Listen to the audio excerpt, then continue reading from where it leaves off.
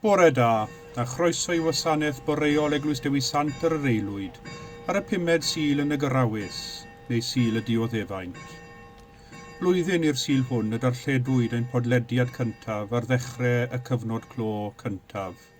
Mae'n anodd credu bod blwyddyn gyfan wedi mynd heibio, ond teithiwn eleni eto gyda Iesu a'i ffordd i'r groes, a hynny mewn ffydd gobaith a chariad gan wybod wedi'r groes fe ddaw awr bore y trydydd dydd. Banerau'r brenin sydd ar dain, mae'r groes a'i llewyrch ar y blaen, ar hon y talodd prynwr byd, ein prydwerth ni trwy aberth drud. Banerau'r brenin sydd ar dain, mae'r groes a'i llewyrch ar y blaen, ar hon y talodd prynwr byd, ein prydwerth ni trwy aberth drud.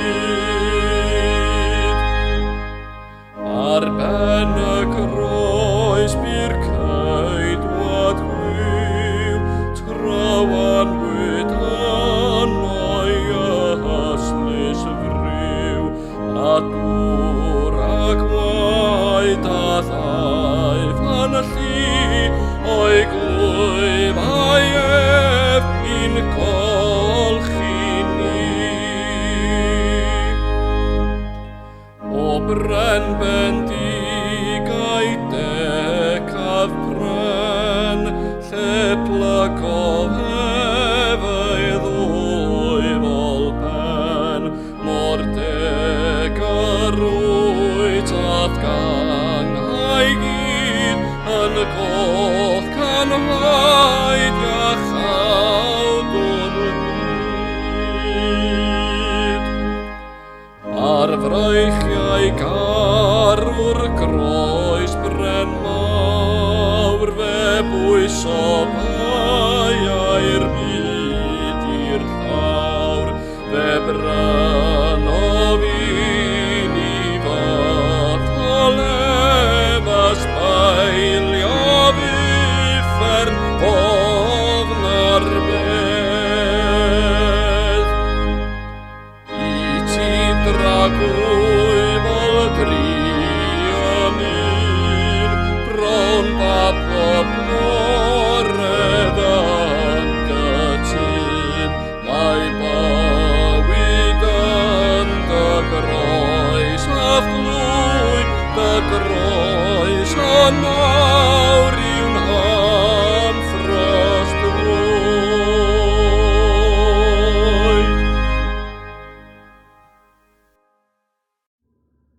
Yn enw'r Tad a'r Mab a'r Ysbryd Glân. Amen. Gras a thangnefedd a fo gyda chwi. Dad y gogoniant, sanctaidd a thragwyddol, edrych arnom y nawr mewn gallu a thrigaredd, bydded i'th nerth o'r chfygu ein gwendid, i'th lewyrch o leo ein dallineb, ac i'th ysbryd ein denu at y cariad hwnnw, sy'n cael ei ddangos a'i gynnig i ni gan dy fab, ein gwaredwr Iesu Grist. Amen.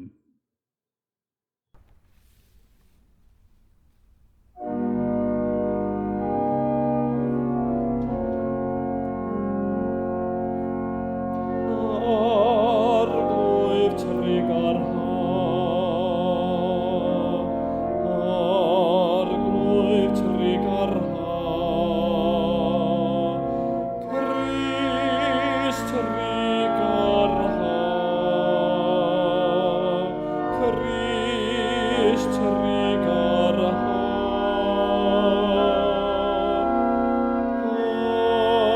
Arglwyf trigar ha,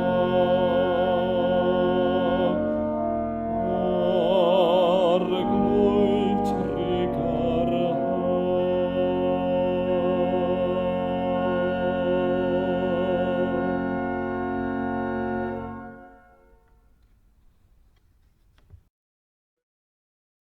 Felly, cyffeswn ein pechodau, a cheiso gan ein tad ei fyddeiant a'i dangnefedd.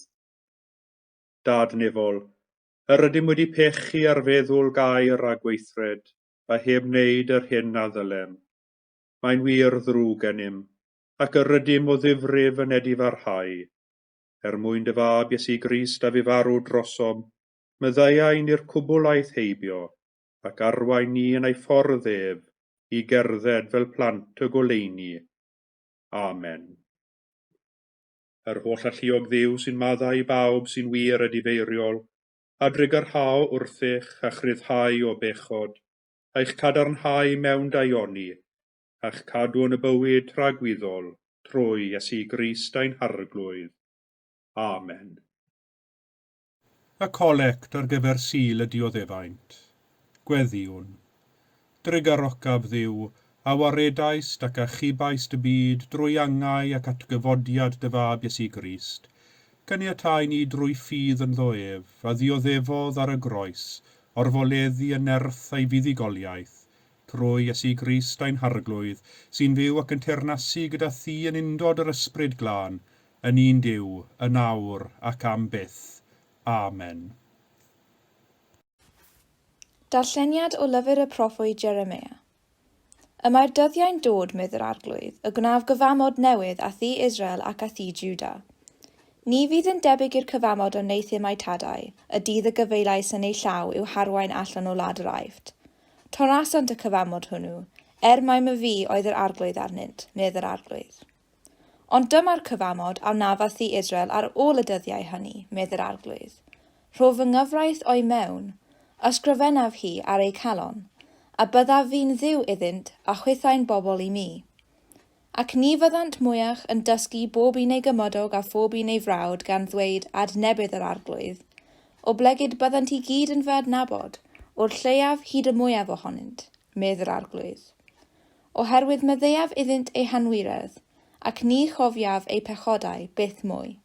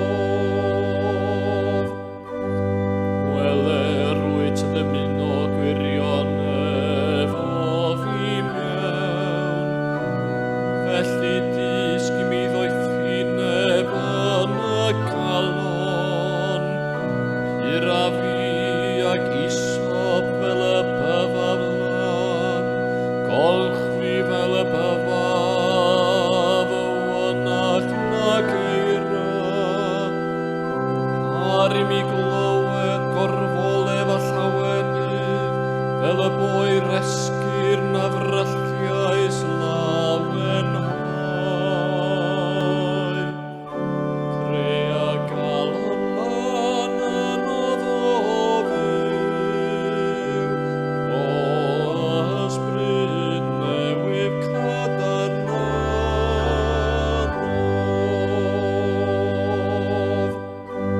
Cufiad y wyneb o fi wrth y mechodau, a dileuodd y holl eogrwydd. Crea galon lan yn oddofyw, ro ysbryd newydd cadarnanodd. Aed am bwrw ymaith o fi wrthynt, na chymryd y ysbryd sanctaidd o fi arnaf. Dy roi mi eto'r folef dy iachawdwriaeth, a chynysgeifa fi ag ysbryd hefyd. Crea galon lan yn oddofyw, o ysbryd newydd cadarnanodd.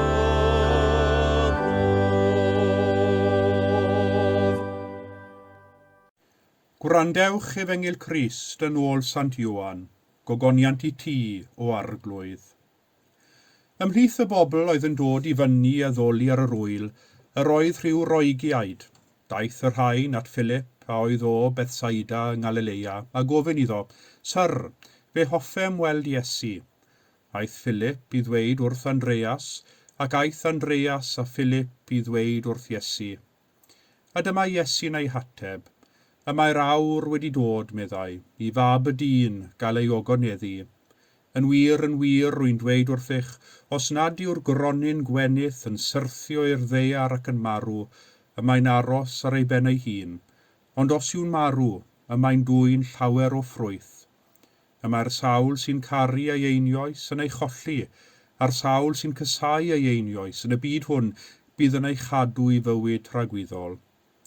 Os yw rhywun yn fy ngwasanaethu I, rhaid iddo fy nghanlyn I.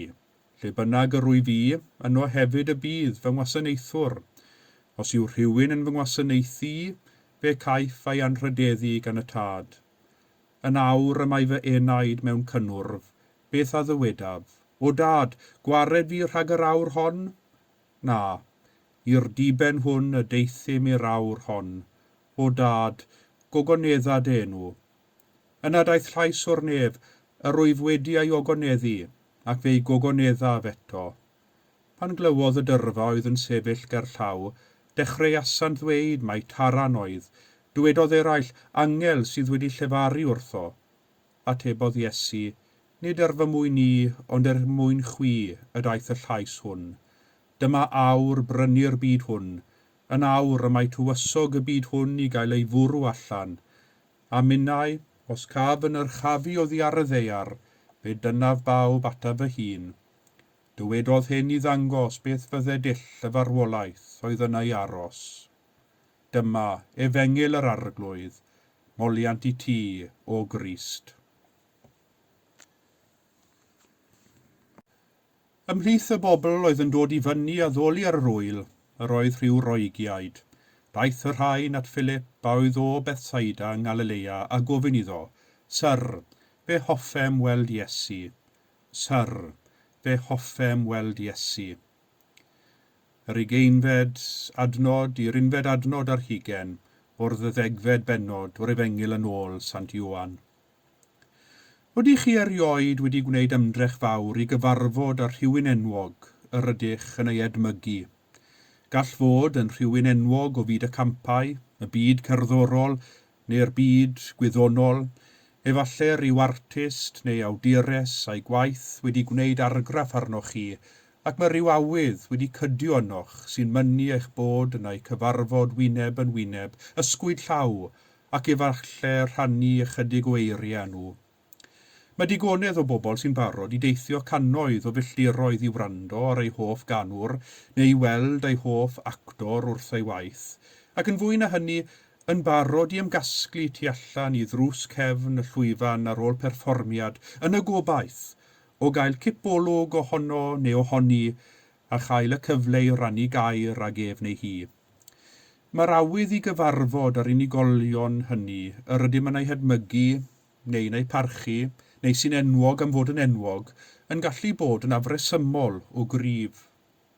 Mae cyfarfod ar rhywun yr ydym yn ei hedmygu yn gallu dod â llawer o bleser a boddhad. Mae e fel gwireddu breuddwyd. Ond mae'n gallu arwain at siom hefyd, yn enwedig os nad yw'r unigolyn yn cwrdd a'n disgwyliadau. Dwi'n cofio ffrind yn adrodd yr hanes o wneud ymdrech fawr i weld un o'i hoff awduron. Yr oedd wedi darllen pob un o'i lyfrau fwy nag unwaith. Roedd fy ffrind wedi swyno gan grefft ysgrifennu'r awdur a'i ddefnydd o eiriau a chystrawen ystwyth a chywrain a'i frawddegau. Roedd yn edmygu a'i ddawn o cyfleu gwybodaeth ac ysgrifennu stori. Yn ei dibef, roedd meddwl craff ac eiddfed yr awdur i weld ar bob tudalen o'i lyfrau. Roedd fy ffrind yn gymaint o edmygwr o'i waith. Roedd yn awyddus iawn i'w gyfarfod a threulio ychydig o amser yn ei gwmni. A'i uchelgais mwyaf oedd rhannu gair ar awdur hwn, ond yr oedd yr un mor fodlon i fod yn yr un ystafell ag ef. Fel y digwyddodd pethau, daeth y cyfle iddo fynd i lansiad llyfr newydd yr awdur. Wedi cyrraedd, roedd ar bigau draen yn disgwyl yn eiddgar i'r awdur gamu'r llwyfan. Pan ddaeth yr awr, daeth y siom hefyd. Nid oedd yr awdur yn debyg i'r hyn oedd wedi ei ddychmygu wrth ddarllen ei waith.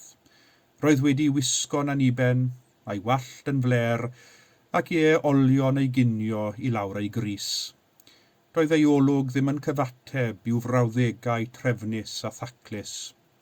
Chwalwyd y ddelwedd oedd gan fy ffrind ohono. Ond yr oedd gwaith i ddod. Pan ddaeth y cyfle i ysgwyd llaw a rhannu gair ag ef, roedd yr awdur yn sarug ei olwg ac yn gwta ei eiriau. Roedd fy ffrind yn methu yn deg a chyplysu gwaith ei holl awdur a phersonoliaeth yr awdur ei hun.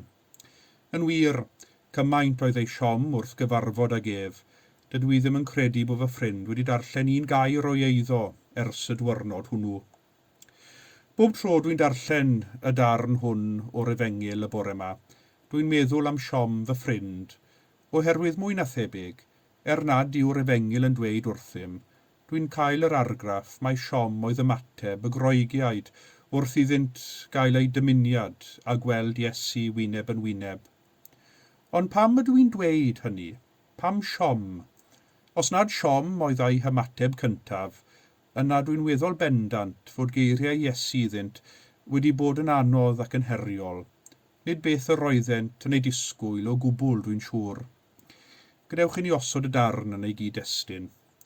Roedd Iesu ei ddisgyblion wedi cyrraedd Jerusalem ar gyfer gwyl y Pasg, ac roedd Iesu eisoes yn ymwybodol y bydde'r ymweliad hwn ar ddinas sanctaidd yn mynd i'w arwain at y groes. Does dim dwywaith am hynny. Daeth Iesu i Jerusalem gan wybod mae ei farwolaeth ei hun ar groesbren oedd yn aros amdano yno. Ond wrth fynd i mewn i Jerusalem, daeth tyrfa fawr i'w gyfarfod, yn ei groesawu ac yn gweiddi, Hosanna bendigedig yw'r hwn sy'n dod yn enw'r arglwydd, yn frenin Israel. Roedd y geiriau hyn o eiddo'r dyrfa yn eiriau peryglus, geiriau oedd yn herio awdurdod yr ymerodraeth Rufeinig. Ac fe allwn ni ddychmygu bod y newyddion am ddyfodiad Iesu Jerusalem felly a hanes am ei groeso wedi ymledu trwy'r ddinas yn weddol gyflym. Pam oedd yr Iesu hwn yn cael ei gyfarch fer brenin? Does dim syndod felly bod yr ymwelwyr hyn i'r ddinas, y Groegiaid, a oedd wedi dod i addoli yn y deml, yn awyddus i gyfarfod â Iesu. Roedd yr hanesion a'r sibrydion amdano a mynd fel tan gwyllt trwy'r ddinas. Pwy oedd y brenin hwn? Pwy oedd yr Iesu hwn? Beth oedd mor arbennig amdano? A oedd hwn yn mynd i fod yn fygythiad i rym yr ymerodraeth? Pam oedd pawb wedi cyffroi cymaint o'i herwydd? Roedd yr awydd wedi codi ynddynt i weld y dyn yma, a daethant o hyd i'w ddisgyblion a gofynnodd un ohonynt i Philip, Syr, Be hoffem weld Iesu. Cymerwn eiliad i ystyried gofyniad y groegiaid hyn. Syr, fe hoffem weld Iesu. Nid fe hoffem gyfarfod, na chwaith fe hoffem siarad â Iesu, ond yn hytrach ei weld. Mae hyn yn ychydig yn chwythig i mi. Ei hawydd oedd gweld y dyn yr oedd pawb yn siarad amdano, fel yr oeddent eisoes wedi gweld ysblander y deml neu unrhyw atyniad arall gwerth ei weld yn Jerusalem. Ei hawydd oedd ei weld, nid ei adnabod. Ond beth oedd ymateb Iesu iddynt? Sylwch, nad oedd Iesu wedi ei cyfarch yn uniongyrchol, ond yn hytrach fe ddechreuodd sôn am farwolaeth, am golli einioes, am y cynnwrf oedd yn ei enaid, am gael ei ddyrchafu oddi ar y ddeiar mwyn tynnu pawb ato ei hun, yn cael ei ddyrchafu ar groesbren. Daeth y groegiaid i weld Iesu yn y gobaith o weld efallai arwr mawr, ac esboniodd Iesu iddynt beth oedd natur ei weinidogaeth, a beth oedd ystyr bod yn wir arwr, un sydd yn barod i roi ei fywyd dros eraill. Yn wir, meddai Iesu, os nad yw'r gronyn gwenith yn syrthio i'r ddeiar ac yn marw, y mae'n aros ar ei ben ei hun. Ond os yw'n marw, y mae'n dwy'n llawer o ffrwyth. Dyma Iesu yn cymryd esiampl o fyd natur ac yn ei osod fel esboniad o'r hyn yr oedd ar fin ei gyflawni ar y groes, gan ddwy'n ffrwyth a chawdwriaeth am y ddeiant i'r holl fyd trwy ei farwolaeth ei hun. Roedd y groegiaid wedi dod i weld yr arwr mawr, ond gwelsant Iesu, y gwas dioddefus, yn paratoi ei hun ar gyfer ei waith achubol trwy farw ar groesbren mwyn dangos maint a mesur cariad Duw i'r byd. I'r groegiaid ac i bawb a glywodd Iesu, yr oedd yr holl sôn am farwolaeth a cholli einioes wedi bod yn siom ac yn wrthyn iddynt. Pa ogoniant sydd mewn colli, pa fywyd all ddod o farwolaeth, ond yna yw dirgelwch aberth y groes. Tramgwydd i rhai, ffolineb i eraill, ond i eraill, y mae'n arwydd o gariad, bywyd newydd am y ddeiant, sy'n troi gwerthoedd y byd, ein gwerthoedd ni efallai, ben i weired. Mae'r Gyrawys yn dechrau dwysau wrth i ni deithio tua'r wythnos fawr ar Pasg, gyda'r Efengil heddiw ar Sul y Dioddefaint, yn canolbwyntio ein meddyliau ar thema fawr a chanolog ein ffydd, sef y groes, a marwolaeth yr un dyn Iesu. Dim ond wrth edrych a chanolbwyntio ar y groes, a gweld Iesu yno, y gallwn ni ddod i'w wir adnabod, a gweld gwir ystyr cariad a gwasanaeth ac aberth. Syr, fe hoffwn weld Iesu, os felly, y man cychwyn i ni yw edrych ar y groes. Yno y down i'w adnabod ef, yno y profwn ei gariad a'i fyddeiant ef. Yng ngeiriau cyfarwydd cyfieithiad William Williams Pantycelyn o emyn enwog Isaac Watts, wrth edrych Iesu ar dy groes a meddwl dyfnder dangau loes, pryd hyn di brisio rwyf y byd, a'r holl ogoniant sy ynddo i gyd. Amen.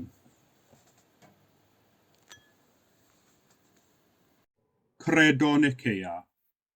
Credwn yn un Duw, y Tad yr holl alluog, gwneithurwr nef a deiar, a phob peth gweledig ac anweledig. Credwn yn un arglwydd Iesu Grist, unig fab Duw, a genhedlwyd gan y Tad cyn yr holl oesoedd, Duw o Dduw, llewyrch o lewyrch, gwir Dduw o wir Dduw, wedi ei genhedlu, nid wedi wneithur, yn un hanfod ar Tad, a thrwyddo ef y gwnaed pob peth. Ein mwyn ni ac ein hiachawdwriaeth disgynnodd o'r nefoedd, trwy nerth yr ysbryd glân daeth yn gnawd o fair forwyn, ac fe gwnaed yn ddyn. Fe groeshoelwyd drosodd am Pontiws Peilat, dioddefodd angau ac fe claddwyd, atgyfododd y trydydd dydd yn ôl yr ysgrythurau ac esgynnodd i'r nef, ac y mae'n eistedd ar ddeheulawr tad, a daw drychefn mewn gogoniant i farnu'r byw ar meirw, ac ar ei deyrnas ni bydd diwedd.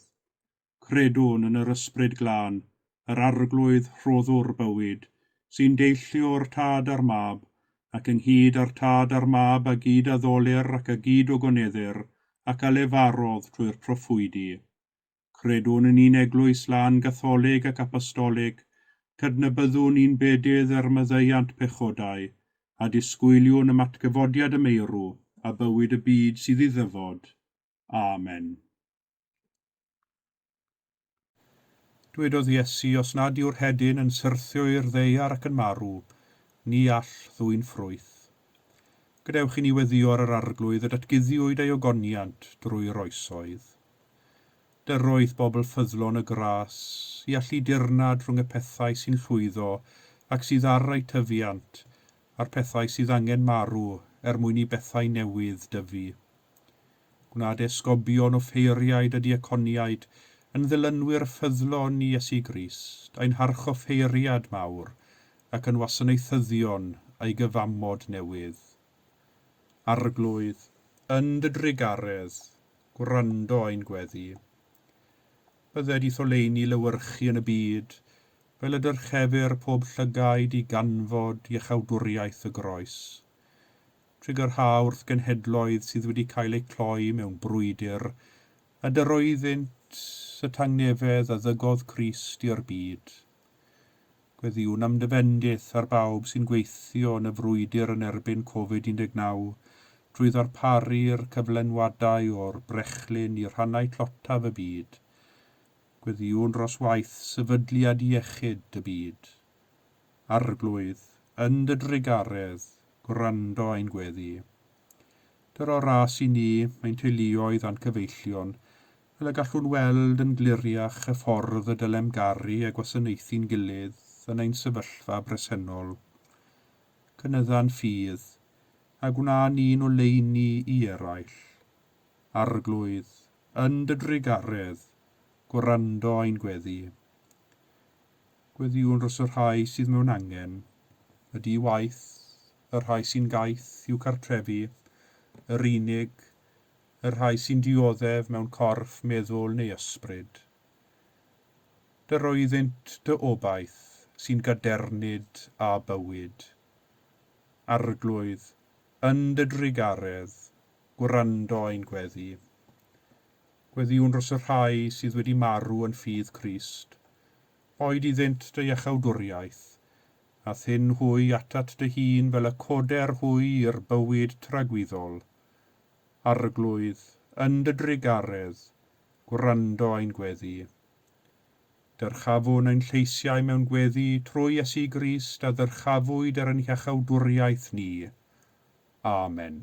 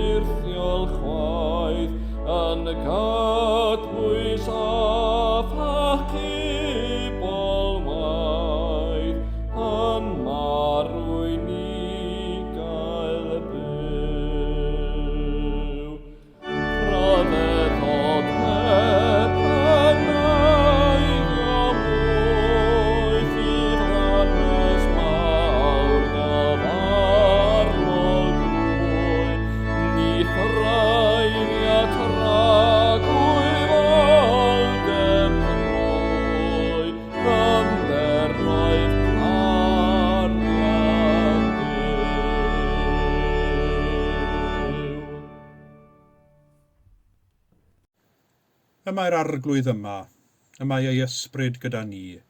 Dyrchefwch eich calonnau, yr ydym yn ei dyrchafu at yr arglwydd. Diolchwn i'r arglwydd ein Duw, iawn yw rhoi ein diolch a'n clod.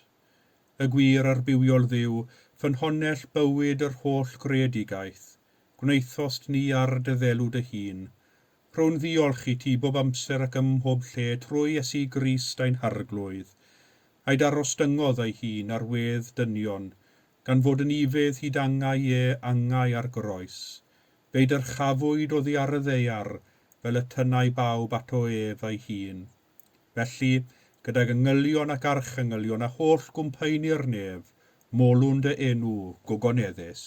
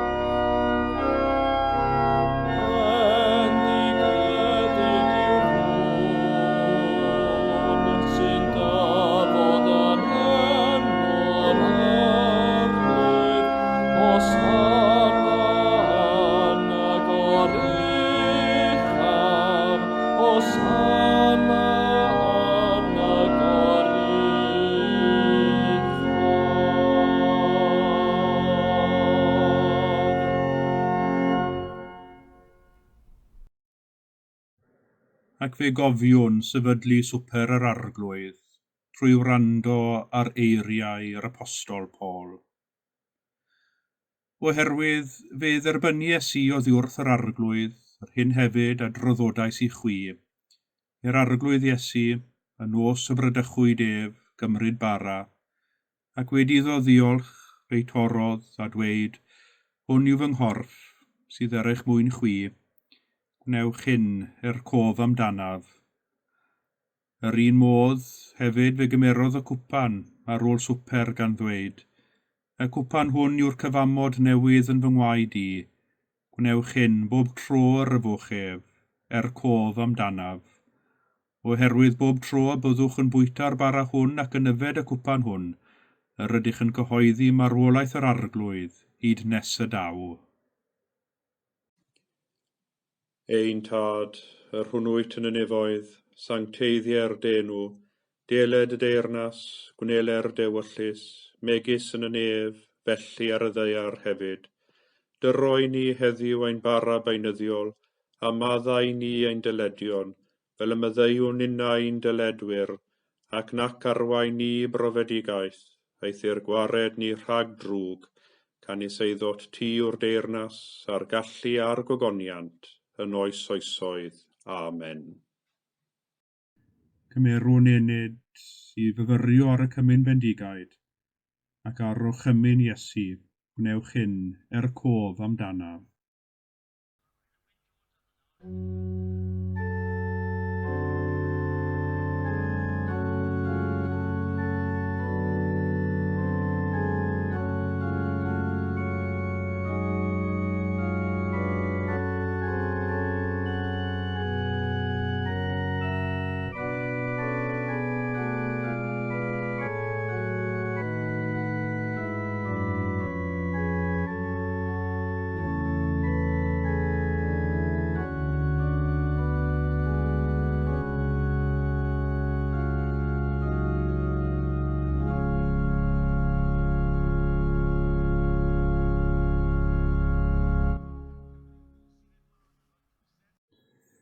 Gan gofio troion eisoes yr ydym wedi penlinio wrth fwrdd y cymyn, ac estyn ein dwylo i dderbyn y bara, corff Crist, ac yfed o'r un cwpan, gwaed Crist, gweddiwn gyda'n gilydd. O wyn fededig arglwydd, mewn undod ath bobl ffyddlon ledled y byd, ger bron pob allor yn dy eglwys lle dethlir yr Iwcharist, dymunwn offrymu ti fawl a diolch. Cyflwynaf i ti fy enaid am corff, gan deir ewellusio bod yn un a thyn wastadol. Am na allaf yn awr dy dderbyn yn y sacrament, tyrd yn ysbrydol i'm calon. Gwna fy hun yn un a thi, gofleidiaf di a chalon, meddwl ac enaid, na foed fyth i ddim dy wahanu di o ddiwrthif, fel y gallaf byw a marw yn dy gariad. Amen.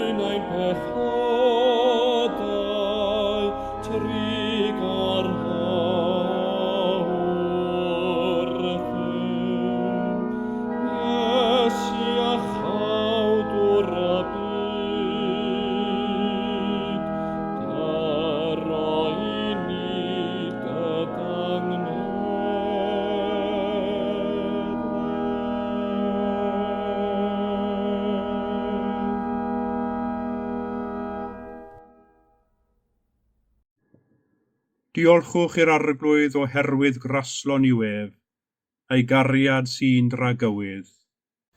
Arglwydd Iesu Grist, dysgais ni yn gymaint ag i ni ei wneud i'r lleiaf o'n brodyr yn chwiorydd a gwnawn hefyd i ti. Dy roi ni'r ewyllus i fod yn weision i eraill, fel y bios ti yn was i bawb, a rhoi dy fywyd a marw drosom, ond sy'n fyw ac yn teyrnasu yn awr ac am byth. Amen.